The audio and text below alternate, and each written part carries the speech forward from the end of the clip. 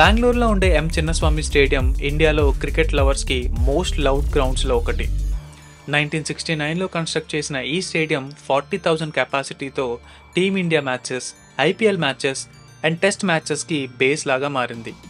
ఈ గ్రౌండ్లో వైబ్ ఒక రేంజ్లో ఉంటుంది. ఆర్సీబీ మ్యాచెస్ అవుతున్నాయంటే స్టేడియం మొత్తం రెడ్ సీలా మారిపోతుంది. ఇక్కడ పిచ్ హై స్కోరింగ్ ప్యారడైస్ అనే చెప్పాలి.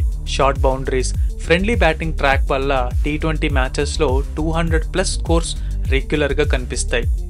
Virat Kohli, AB de Villiers legendary లెజెండరీ ప్లేయర్స్ ఈ స్టేడియంలో చాలా మెమొరీసే డెలివర్ చేశారు.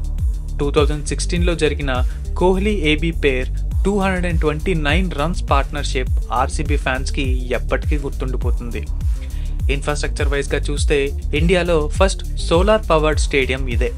సోలార్ ప్యానెల్స్ స్టేడియం రూఫ్ మీద ఇన్స్టాల్ చేయడం వలన ఎనర్జీ నీడ్స్ 40% సెల్ఫ్ సఫిషియెంట్ అయ్యాయి. LED flood lights, drainage system, players practice nets, media gallery అన్ని మోడర్న్ స్టాండర్డ్స్ మీద బిల్డ్ చేశారు.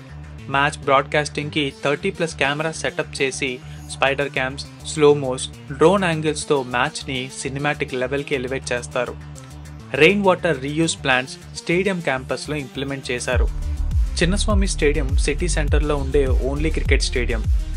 బెంగళూరులో ఉన్న మెట్రోస్, బస్సెస్, క్యాబ్స్ ద్వారా ఈ స్టేడియంని రీచ్ అవ్వడం చాలా ఈజీ. స్టేడియంకి పక్కనే ఉన్న Cubbon park, MG road areas వల్ల మ్యాచ్ డేస్లో crowd pull and business activity హెవీగా జరుగుతుంది. హోటల్స్, కెఫేస్, బార్స్ ఫుల్ ఆక్యుపెన్సీలో రన్ అవుతాయి.